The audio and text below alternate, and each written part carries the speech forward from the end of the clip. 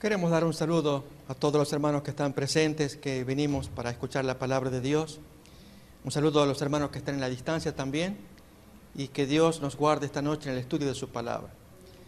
El estudio que vamos a tener, mis hermanos, es una fe indisputable en el tiempo del fin. Que Dios nos ayude a entender. Hay errores que podemos cometer sin darnos cuenta y repetir viejas situaciones. Todas están reveladas en la Biblia. Cuanto más honestos, más sinceros vayamos a la palabra de Dios, tanto más Dios puede bendecirnos. Voy a invitar a que abramos el libro de San Lucas, el capítulo 18.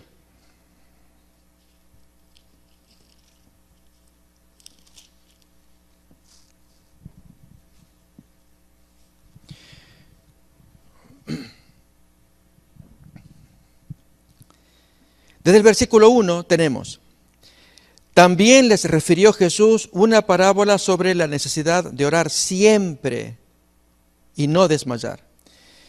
Mis hermanos, fijémonos que Jesús pone una base para que, llegado al tiempo del fin, porque en la parábola aparece ese concepto del tiempo del fin, hay una base pero que a veces descuidamos, y es la base de la comunión con Dios, el estar en comunión con Él siempre, en oración, en estudio, en lectura de la palabra, y no flaquear a pesar de las adversas circunstancias. Y él cuenta la parábola muy conocida.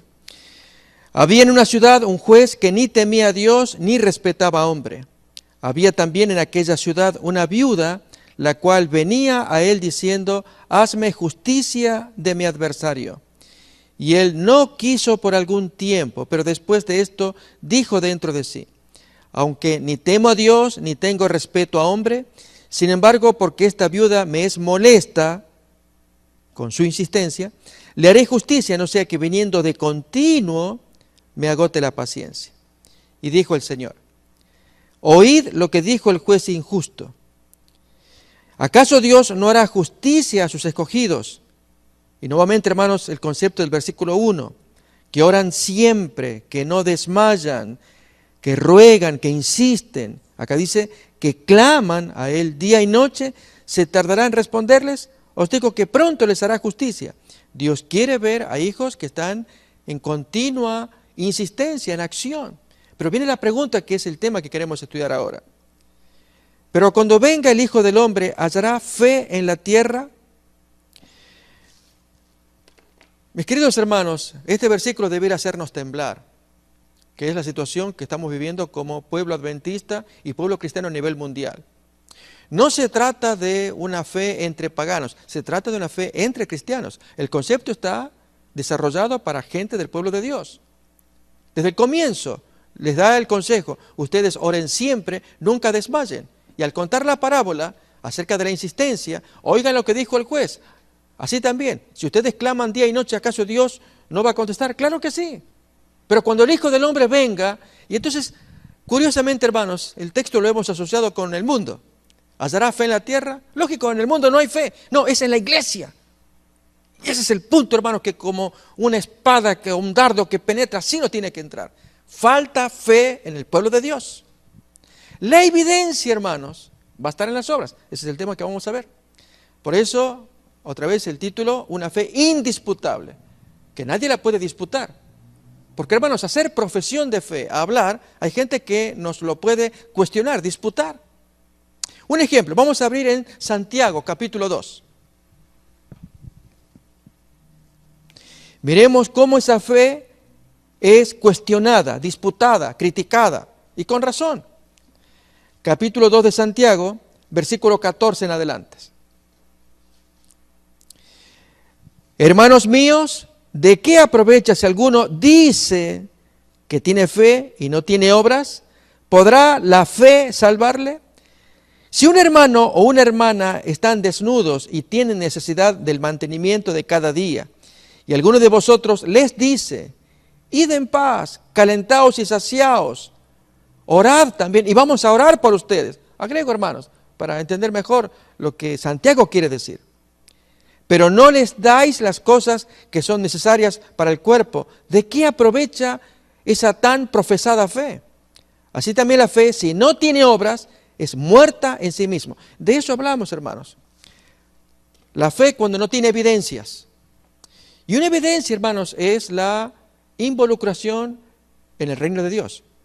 Es el estar metido allí, apoyando, luchando, bregando por el reino de Dios. Un ejemplo, hermanos, es la asistencia a los cultos.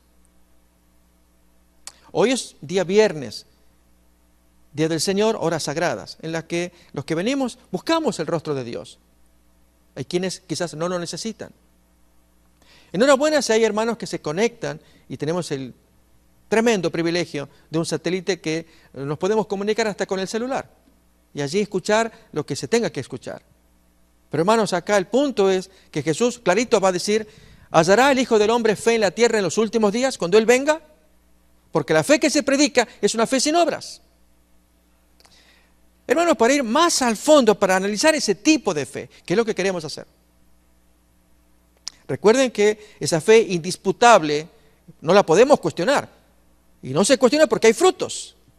La otra fe es cuestionable porque tiene características. Esta es una, no tiene frutos, pero tiene otras características más. Y que se puede ver en algunos de nosotros. ¿Cuál es? Que uno predica una fe no como experiencia personal. Pues no se la entiende, no se la siente, no se la vive. Es lo que cuenta Hechos capítulo 19. Abrimos pues la Biblia allí. Todo, hermanos, lo útil para nuestra salvación está revelado en la palabra. Cuánto bien haríamos si la estudiáramos mucho más a fondo, como esta experiencia que vamos a mirar ahora. Una fe ajena, pero que la hacemos pasar por propia, pero no es propia, es de otro. En Hechos 19 se hace un contraste entre la fe de Pablo y otra gente. Miremos primeramente la de Pablo.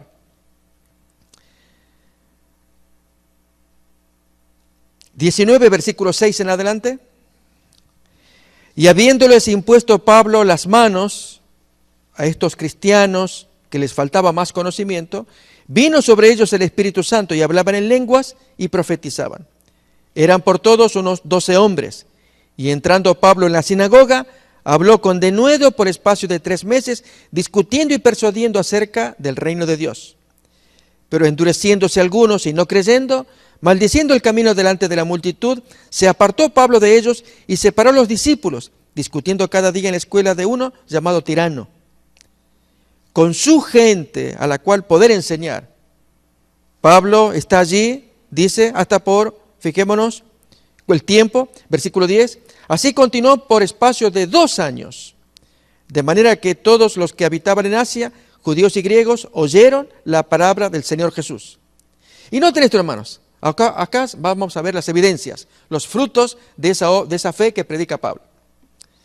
Y hacía Dios milagros extraordinarios por mano de Pablo, de tal manera que aún se llevaban a los enfermos los paños o delantales de su cuerpo, y las enfermedades se iban de ellos, y los espíritus malos salían. Fíjense, hermanos, que a tal manera que una curación a distancia, diríamos nosotros, de llevarse a los enfermos los paños, los delantales de los cuerpos, y se iban esas enfermedades, por mediación de la obra, de la oración, de la fe de Pablo.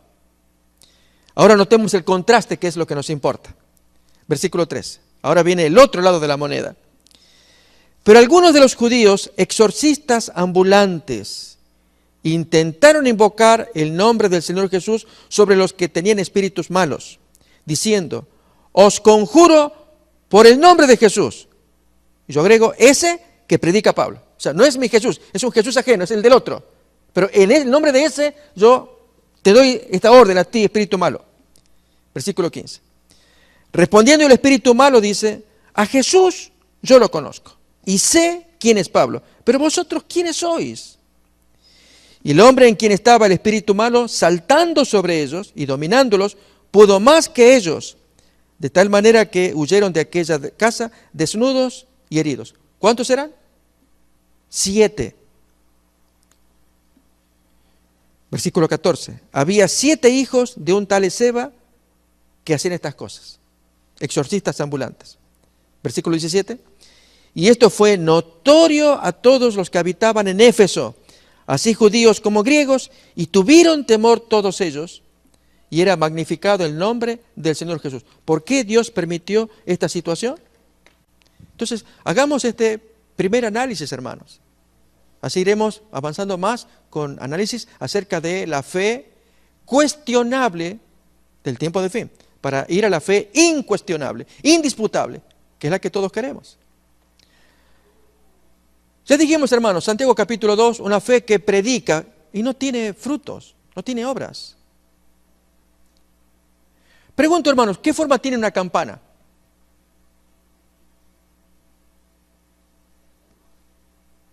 Uno mira, ¿no es cierto? Muy bien, en forma de pera. ¿Saben qué más?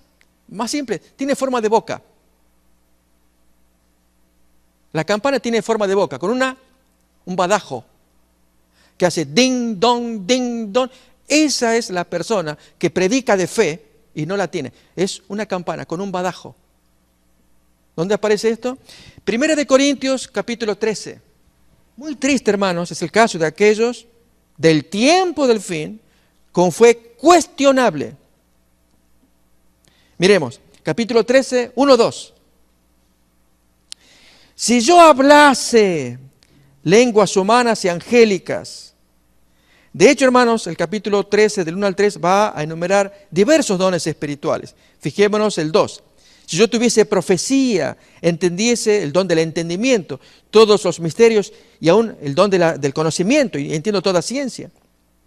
Tiene el don de la fe. Si tuviese toda la fe, de modo que traslado los montes. Versículo 3, el don del martirio. Si repartiese todos mis bienes para dar de comer a los pobres, es el don de la dadivosidad. Y entregase mi cuerpo para ser quemado, el don del martirio. En fin, hay diversos dones enumerados ahí. Pero se los compara con la campana y el badajo. Versículo 13, segunda parte. Y no tengo amor, vengo a ser como metal que resuena o címbalo. ¿Qué es el címbalo? Es la campana. Que retiñe, que hace ding, dong, ding. Ese es un símbolo. Por lo tanto, hermanos, dice, si yo hablo y no tengo, para el tiempo del fin, la advertencia de Jesús es, cuando el Hijo del Hombre venga a la tierra, ¿hallará fe? Esa es la gran pregunta que él hace. Porque lo que él va a encontrar no es lo que Dios quiere encontrar. Se encuentra con personas que hablan, como la campana, con su badajo, anuncian cosas, son tan huecas, no tiene frutos, pero hay una razón de por qué, hermanos. Y un texto nos va a ayudar. Ya miramos en el caso de los hijos de Seba. ¿Cuál era la característica principal de esa gente? Vivían con una fe ajena.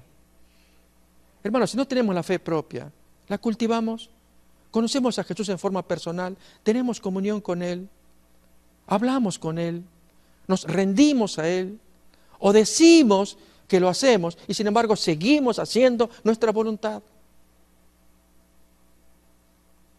Así que estamos enumerando varios aspectos. Ya miramos el primero de Santiago capítulo 2, no hay frutos, estéril.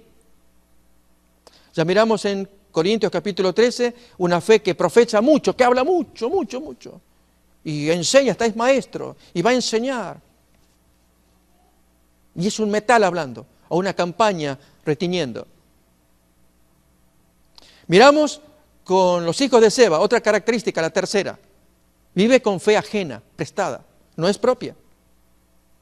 Yo os conjuro por el nombre de Jesús, aquel que predica a Pablo, ese individuo que predica a él, yo te mando a ti, demonio.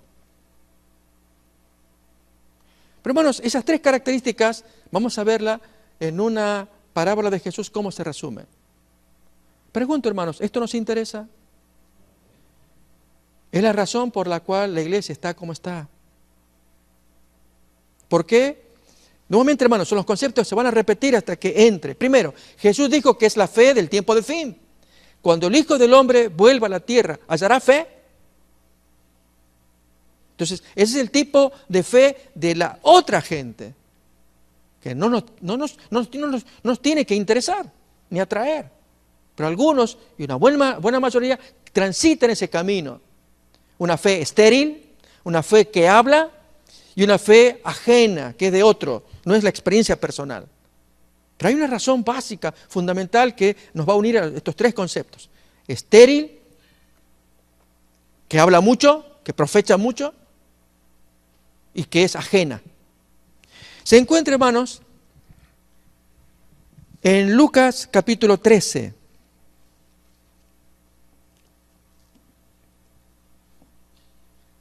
Recordemos que el exorcista ambulante invoca el nombre de Jesús. Te conjuro en el nombre de Jesús, aquel que predica Pablo, tal cosa. Por lo tanto, son, dice el texto, exorcistas ambulantes. Eso significa que son expulsadores de demonios itinerantes que se dedican a ese oficio. Por lo tanto, conocen el negocio, el oficio de expulsar demonios. Solo que ahora, como apareció la prédica de Pablo y los milagros que él hacía, o que Dios hacía por mano de Pablo, al punto que traían de los enfermos los paños allí, los presentaban a Pablo y ya se curaba el enfermo. Dios quería hacer eso, hermanos. Pero con Pablo no. Traían los paños y todo lo demás, se los presentaban.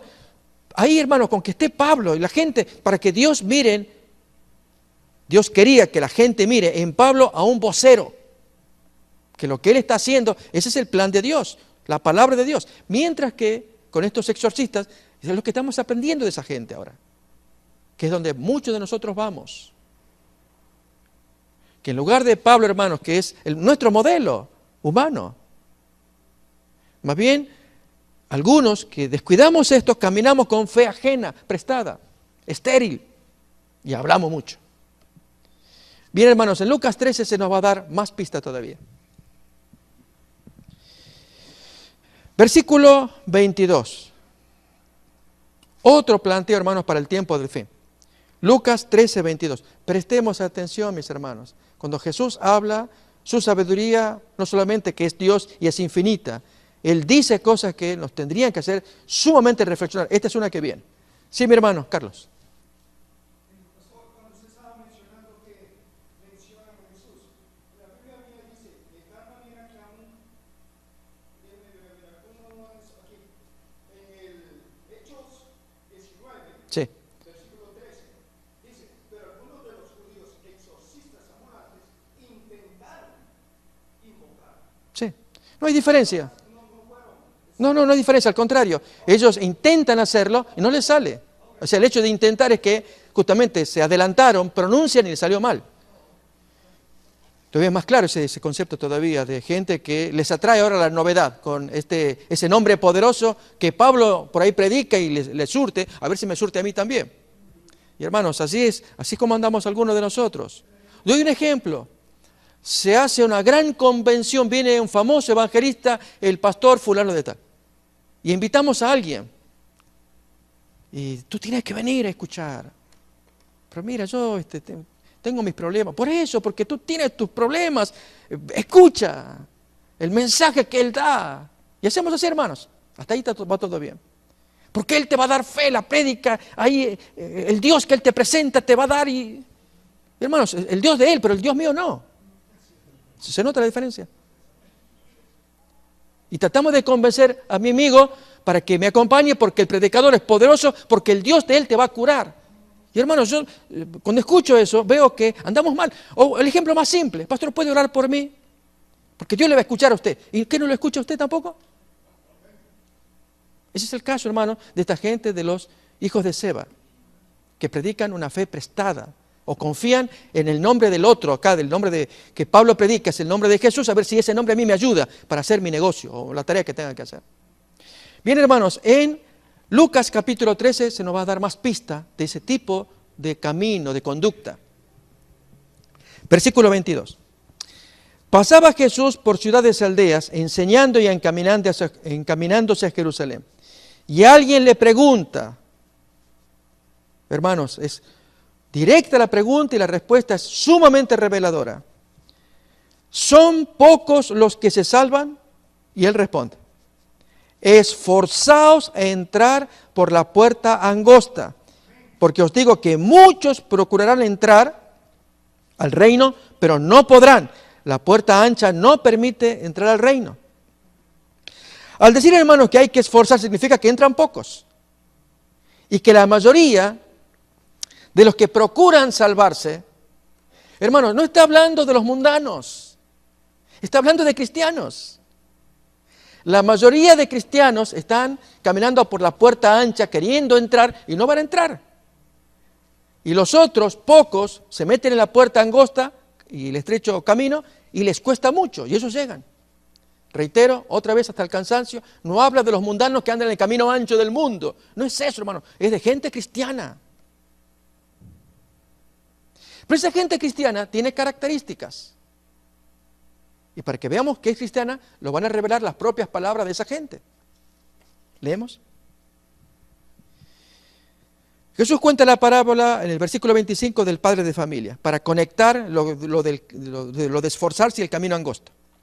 Después que el padre de familia se haya levantado y cerrado la puerta de un camino largo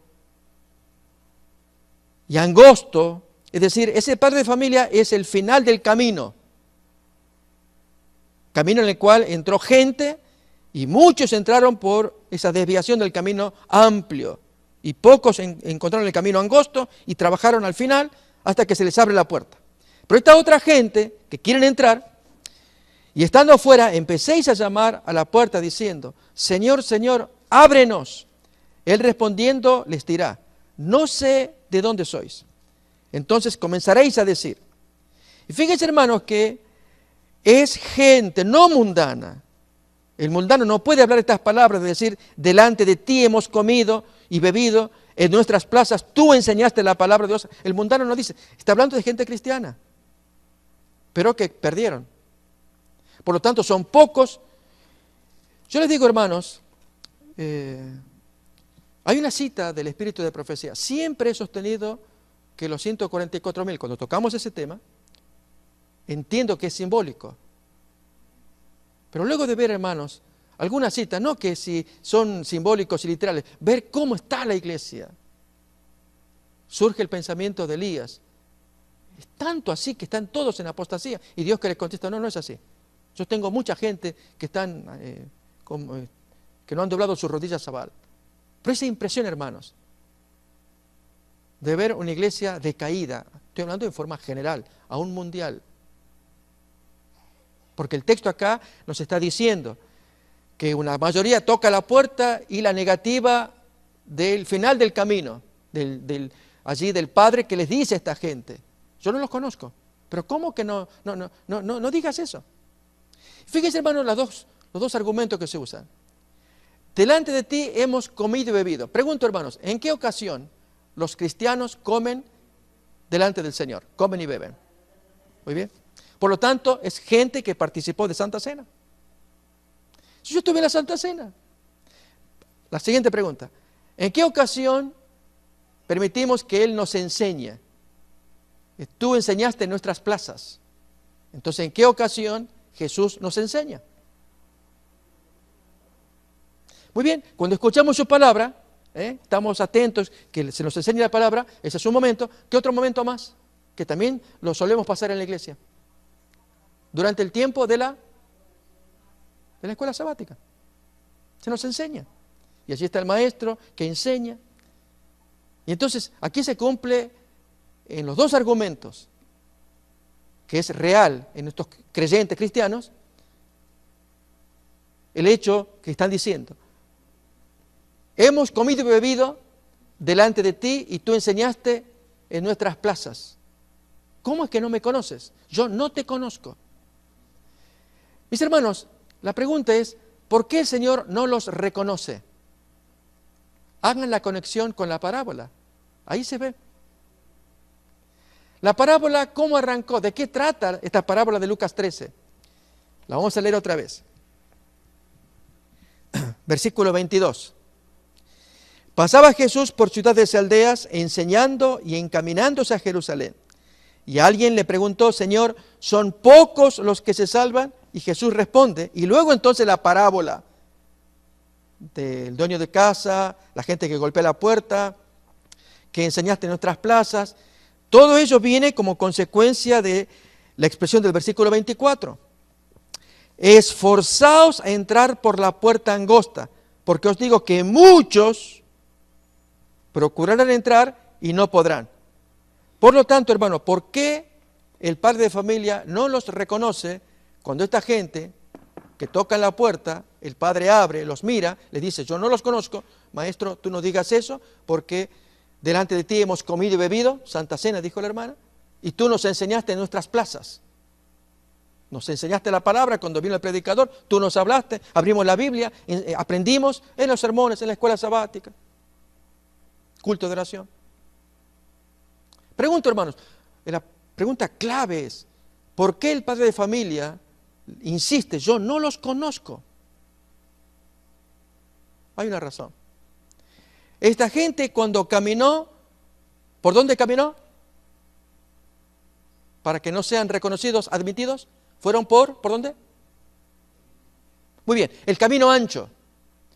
Digámoslo de otra manera, hermanos, más castizo, más simple. Anduvieron a sus anchas. Ese es el tipo de cristianismo que Dios no puede reconocer. El que anda por el camino ancho, anda a sus anchas. Y en consecuencia, él sí le dice al Señor, pero delante de ti hemos comido y bebido en la Santa Cena. Tú nos enseñaste en nuestras plazas. Claro, porque tú vivías a tus anchas. Yo no te reconozco. ¿Se entiende, hermanos, lo que es ese tipo de fe al final del tiempo? Al final del tiempo, hermanos, cuando Jesús clarito lo dice, Lucas 18, cuando el Hijo del Hombre vuelva, hallará fe en la tierra, no la va a encontrar una fe a las anchas, una fe estéril, una fe ajena. Una fe, hermanos, donde, con los ejemplos bíblicos que se han visto, no es la experiencia que Dios está buscando, sino algo que nos hemos creado nosotros, y con lo cual creemos que la hacemos. Esa fe es absolutamente cuestionable. Si por el hecho de no producir frutos, por el hecho de hablar como la campana, o por el hecho de tener algo que no es propio, no es una experiencia, es que nos miramos, nos asombró en otro, pero no es propia. Y encima andamos a las anchas, hermanos. ¿Se entiende ahora lo que Jesús dijo? Entrad por la puerta angosta, porque muchos van a fallar. ¿Para cuándo? Para el tiempo del fin. Mis hermanos, esa es la gran lección que Dios quisiera ayudarnos a que toda la entendamos. Pregunto, ¿cuál es la fe incuestionable? Era el otro lado de la moneda ahora. Un simple ejemplo bíblico. Abrimos primer libro de Samuel. Vamos a ir allá, hermanos.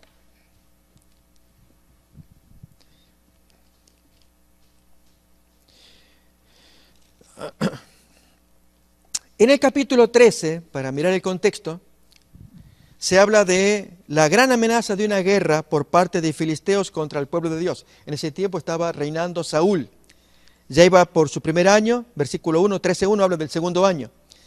Había ya reinado Saúl 1 año, y cuando hubo reinado 2 años sobre Israel, escogió a 3,000 hombres de Israel, de los cuales estaban con Saúl 2,000 en Micmas y en el monte de Betel, y 1,000 estaban con Jonatán en Gabá de Benjamín.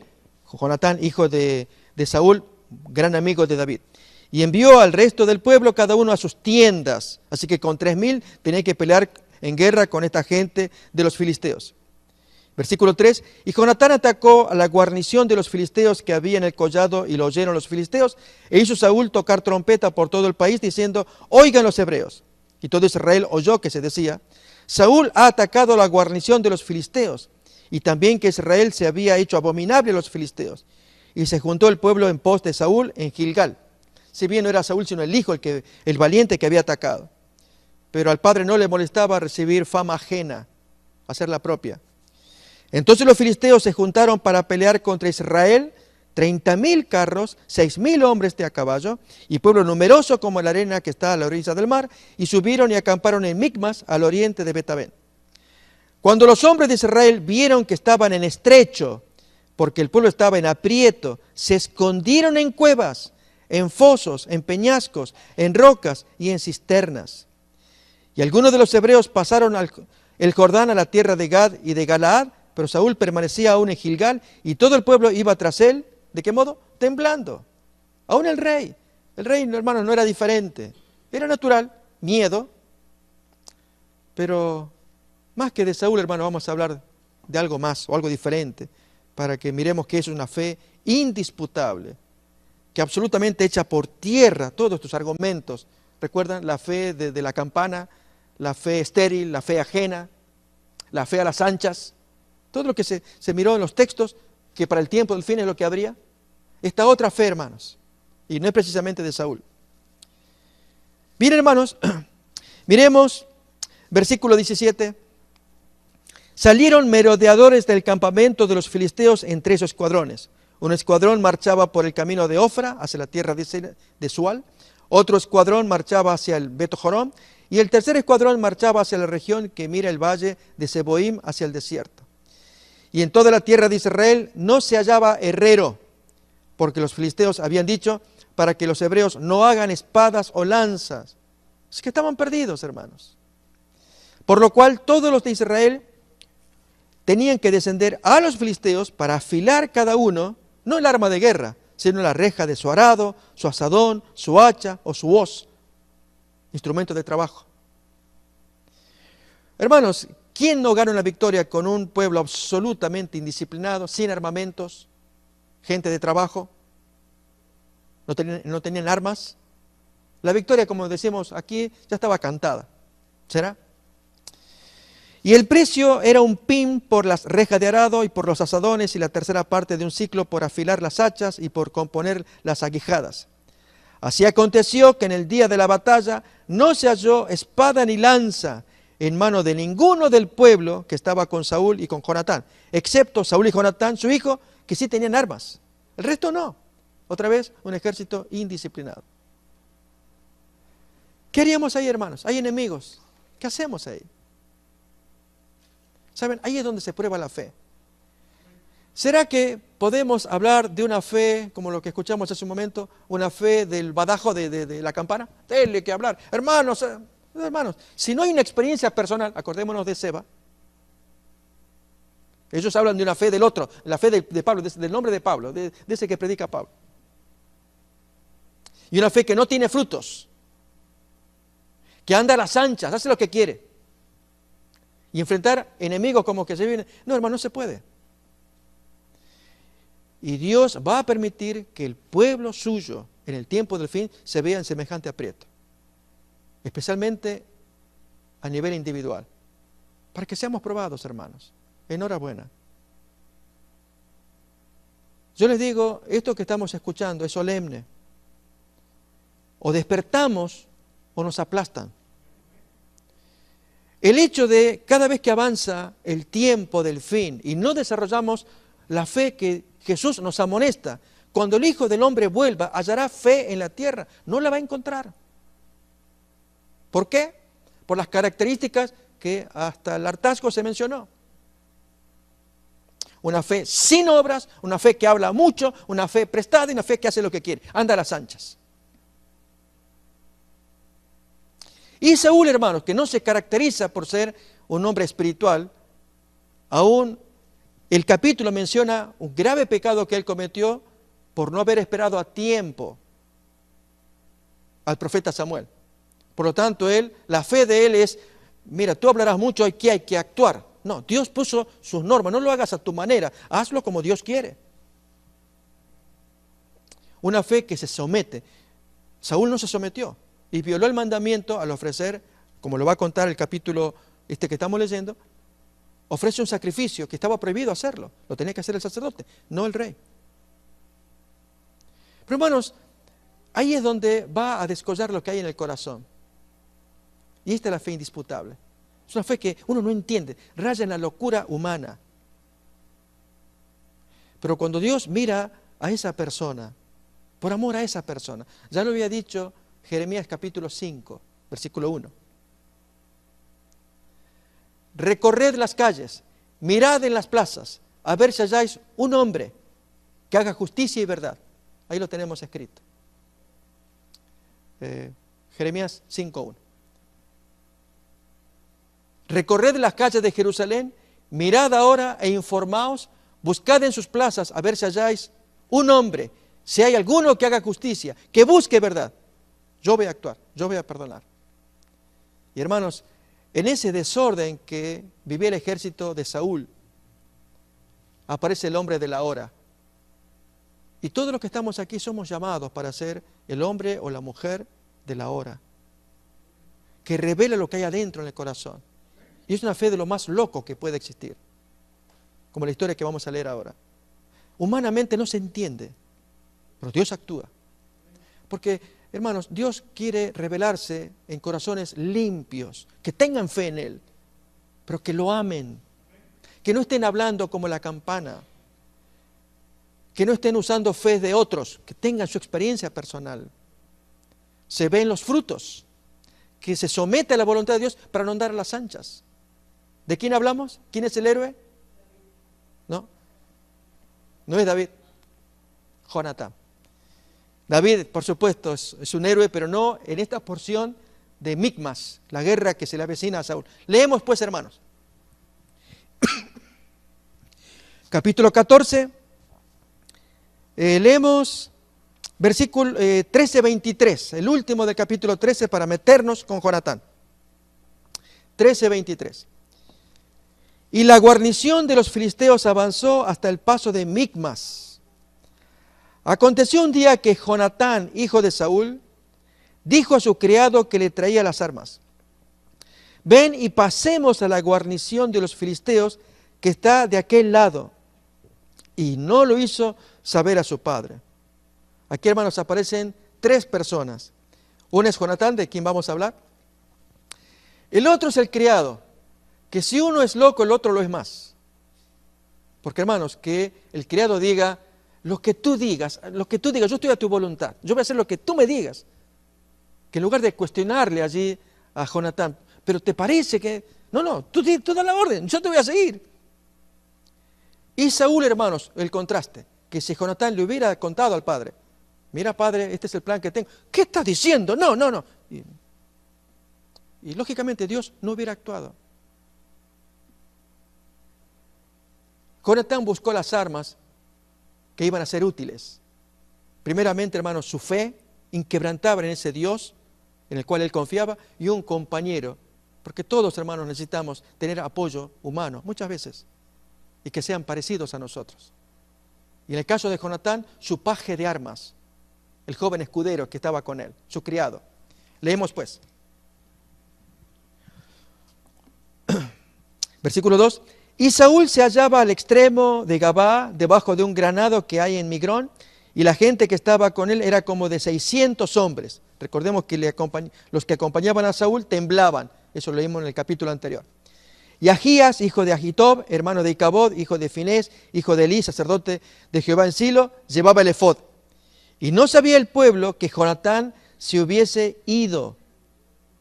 Y entre los desfiladeros por donde Jonatán procuraba pasar a la guarnición de los filisteos, había un peñasco agudo de un lado y otro peñasco agudo del otro lado. Uno se llamaba Boses y el otro Sene. Uno de los peñascos estaba situado al norte hacia Micmas y el otro hacia el sur hasta Gabá. Dijo pues Jonatán a su paje de armas, a su criado: ven, pasemos a la guarnición de estos incircuncisos.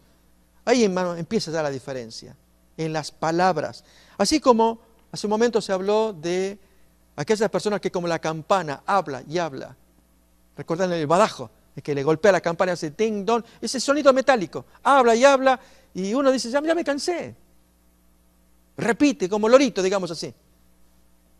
En el caso de Jonatán, cuando habla, hermano, no es una campana, habla algo.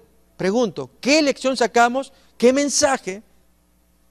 De las primeras palabras que dijo Jonatán, a su amigo le dice: ven, pasemos a la guarnición de estos incircuncisos. Muy bien, hermanos, acá estamos escuchando. No tienen protección de Dios, ¿por qué?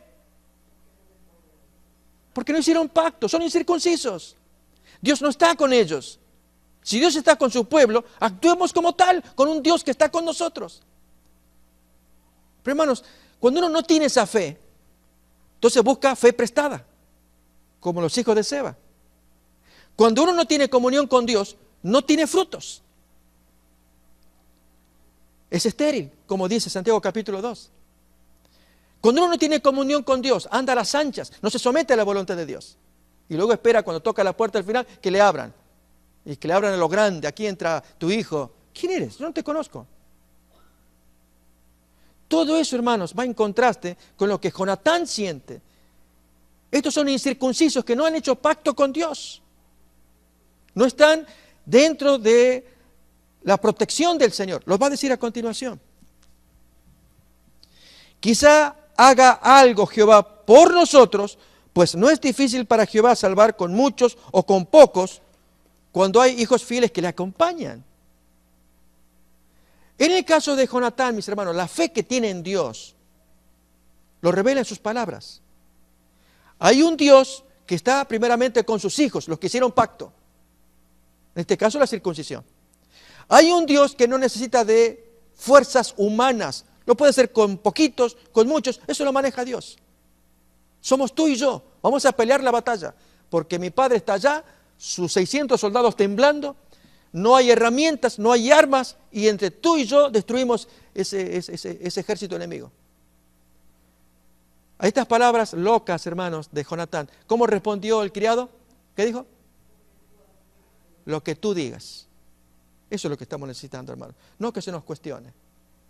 Cuando Jonatán tiene clara su identidad, yo soy hijo de un Dios, si participo de la circuncisión, si hice pacto, soy hijo de la circuncisión, tengo un Dios que es mi Padre, que aunque seamos dos, Dios no tiene problema de salvar con 2 o 3 o muchos, porque ese Dios reverencia su nombre. Mis hermanos, el nombre de Dios es tan grande y cuántas veces por el mal ejemplo lo echamos por tierra.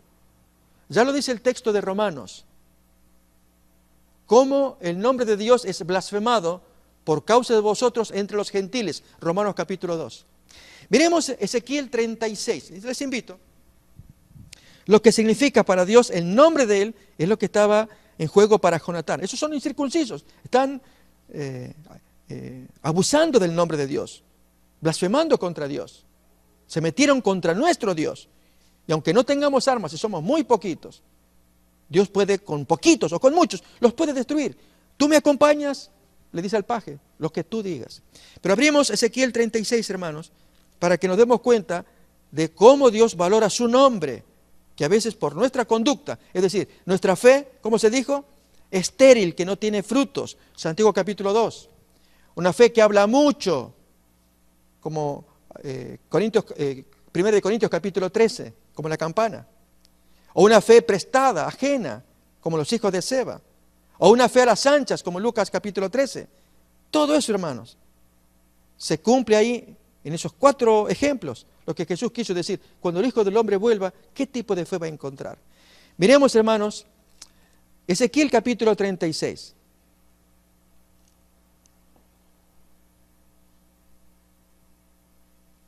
Versículo 20 en adelante. Cuando lleguen o llegaron a las naciones a donde fueron, profanaron mi santo nombre diciéndose de ellos, estos son pueblo de Jehová y de la tierra de él han salido. Pero he tenido dolor al ver mi santo nombre profanado por la casa de Israel entre las naciones a donde fueron. Por lo tanto, di a la casa de Israel, así dice Jehová, no lo hago por vosotros, el hecho de que los va a salvar. Yo no lo hago por ustedes, lo hago por mi nombre. No lo hago por vosotros, oh casa de Israel, sino por causa de mi santo nombre, el cual profanasteis vosotros entre las naciones a donde habéis llegado. Y santificaré mi gran nombre profanado entre las naciones, el cual profanasteis vosotros en medio de ellas. Hermanos, ese concepto de profanar el nombre de Dios con una fe tan desgastada como la que tiene el pueblo de Dios en los días finales, es terrible, no nos entra todavía. Que la palabra que Jesús dijo en Lucas 18 sea solemne.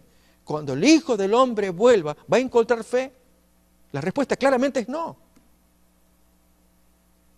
Por lo tanto, inspirémonos en Jonatán. Ese es el tipo de fe, el tipo de experiencia. Es lo que Dios quisiera ver en cada uno de nosotros. ¿Qué pasa con Jonatán? Miramos Primera de Samuel, capítulo 14. Maravilloso, realmente está loco, humanamente. Versículo 6 otra vez, 14:6. Dijo pues Jonatán a su paje de armas: ven, pasemos a la guarnición de estos incircuncisos. Quizá haga algo Jehová por nosotros, pues no es difícil para Jehová salvar con muchos o con pocos. Y su paje de armas le responde: haz todo lo que tienes en tu corazón. Ve, pues aquí estoy contigo a tu voluntad, lo que tú digas, ahí estoy yo contigo. Dijo entonces Jonatán, a él se le ocurrió algo, hermanos.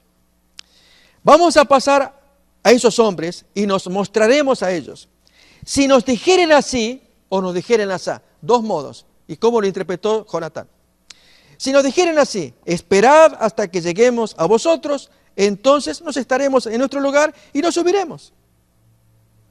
Pero si nos dijeren así: subid a nosotros, entonces subiremos, porque Jehová nos lo ha entregado en nuestra mano, y esto que sirva como señal. Acuérdate. Así que vamos a presentarnos y gritar: amigos, ¿qué es esa gente que hace ahí?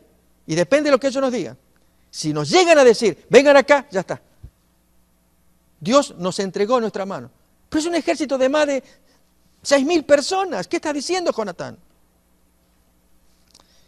Versículo 11. Se mostraron pues ambos a la guarnición de los filisteos, y los filisteos dijeron: he aquí los hebreos que salen de las cavernas donde se habían escondido. Que eso lo cuenta el capítulo anterior, que la gente se escondía.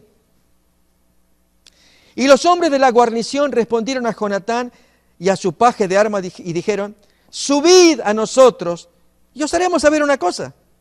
Claro, esta gente creían que eran gente la miedosa que se escondió en las cavernas y que, ¿qué viene? Vengan acá, vamos a conversar un poco y a divertirnos también. Es lo que tenía en la mente esa gente pagana. Entonces Jonatán dijo a su paje de armas: hermano, esta es la fe indisputable, que es la que tenemos que desarrollar. Sube tras mí, porque Jehová los ha entregado en manos de Israel, con esa señal. Y ellos dos solitos van a destruir al ejército. Y subió Jonatán trepando con sus manos y sus pies, y tras él su paje de armas. Los dos hermanos están a la misma altura, son héroes. Noten esto: y a los que caían delante de Jonatán, ya sea el puñete o el arma, su paje de armas que iba tras él los mataba. Y fue esta primera matanza que hicieron Jonatán y su paje de armas como 20 hombres en el espacio de una media yugada de tierra. Así que vamos a calcular la distancia: 20 individuos a los cuales que uno le pega, ¿y qué le pasa a esta gente? Y pegan acá y el otro le ensarta y ya está. Pero hay miles allá esperando. ¿Qué vas a hacer, Jonatán? Y acá viene, hermanos, la parte de Dios. 15. Y hubo pánico en el campamento y por el campo y entre toda la gente de la guarnición. Y los que habían ido a merodear, también ellos tuvieron pánico. Y la tierra tembló. Hubo pues gran consternación. Y los centinelas de Saúl vieron desde Gabá de Benjamín cómo la multitud estaba turbada e iba de un lado a otro y era deshecha. Entonces Saúl dijo al pueblo que estaba con él: pasad ahora revista y ved quién se ha ido de los nuestros. Pasaron revista y he aquí que faltaba Jonatán y su paje de armas. Y Saúl dice, hermanos, y ahí entonces va a venir un castigo. Es terrible lo que hace Saúl, incomprensible. Es el resto del capítulo para mostrar lo que es la falta de fe. Notemos, hermanos, Jonatán se entregó a Dios. Y con un trompis por acá, el otro que lo remata, 20 individuos en un espacio de distancia, que comienza a temblar la tierra, se asusta la gente y se matan entre ellos, despavoridos. Porque Dios quería actuar si encuentra fe. Hermanos, eso metámoslo en la cabeza. Dios no va a actuar si no encuentra fe. Aunque sea uno o dos, como en este caso, va a actuar. Pero cuando el Hijo del Hombre vuelva, ¿hallará fe en la tierra? Y muchos nos caracterizamos con estos 4 rasgos que se han descrito. En consecuencia, hermanos, tiene que haber un cambio en el pueblo de Dios. Yo que no deseo que estas cosas las escuchen el resto de hermanos. Así como estamos, Dios no se va a manifestar. Porque no aparece un Jonatán y su paje de armas con la fe que ellos tienen, creer que pueden hacerlo todo ellos solos.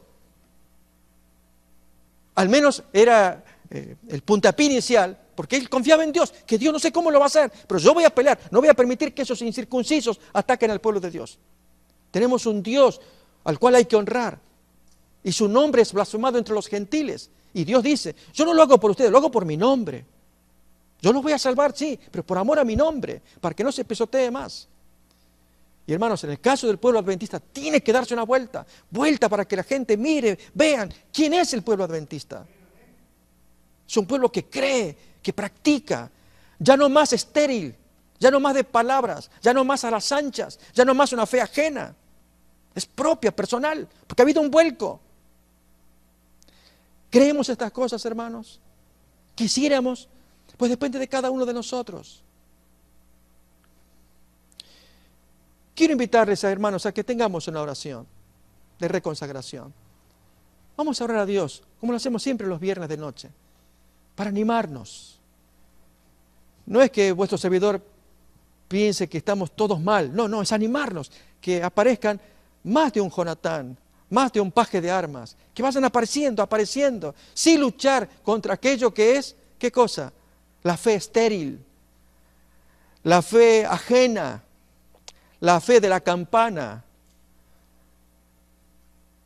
la fe aquella, hermanos, que anda a las anchas, según su voluntad, en la semana, pero cuando llega el sábado parece que nos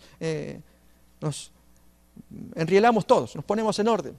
No, es algo que comienza en el corazón, como en el caso de Jonatán, que lo tenía en el alma. Por algo no le cuenta al padre, por algo confía en su amigo. Y los dos tienen tanta fe que Dios no los defrauda. Y Dios está con esa gente. Si encuentra uno o dos como ellos, ahí es como Dios actúa. Y luego vemos la reacción de Saúl, ¿no la leímos? Se da vuelta, hasta quiere dar muerte a su hijo, por alguna orden que él dio y que no se cumplió. Va a dar la apariencia de que él lleva el control. No, hermanos, es Dios el que lleva el control, cuando hay corazones sumisos, para que Dios se revele allí en medio. Vamos a orar. Yo les invito, hermanos, vengamos a orar, pasemos aquí adelante, vamos a orar acá. Vamos a tener una oración, luego contaremos la ofrenda y después el canto final. ¿Sí? Vamos a orar. Nos arrodillamos.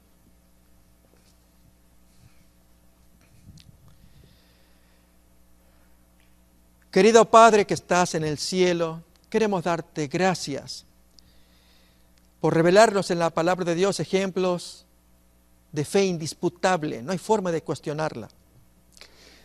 Una fe viviente como la que revela Jonatán con su amigo, creyendo en ese Dios poderoso, absoluto, que espera encontrar hijos que tengan la unción del Espíritu Santo. Gracias, Señor, porque también nos adviertes claramente de qué pasaría en el tiempo del fin. Allí nos muestra en Lucas 18, luego de contar la parábola, que Dios está más que dispuesto a oír y dar respuesta a aquellos que gimen y claman día y noche. Pero cuando el Hijo del Hombre vuelva, ¿hallará fe en la tierra? Gracias porque nos revelas en diversas partes de la Biblia ese tipo de fe, del autoengaño, en que muchos quizás, sin darnos cuenta, lo practicamos en contraste con esta fe indisputable, como la de Jonatán, donde Dios mora en su corazón y trae salvación con algo tan absurdo como pelear dos jóvenes contra una hueste de soldados. Pero Dios acude rápidamente en auxilio de aquellos que creen y obran. Por lo cual pedimos, querido Padre, tu bendición. Guárdanos a todos los que estamos aquí, para que haya un avivamiento, tanto en esta iglesia como en las iglesias cristianas, adventistas, en diferentes partes. Que el Señor pueda ver en su pueblo que el Espíritu Santo ya comienza a anidar y se ven las evidencias, los frutos, que aún las palabras, los testimonios son fuertes, fidedignos, poderosos, porque no andamos a las anchas, sino nos sujetamos a la voluntad de Dios. Oh querido Padre, nos encomendamos en tus manos, pedimos tu bendición y lo agradecemos en el nombre de Jesús. Amén.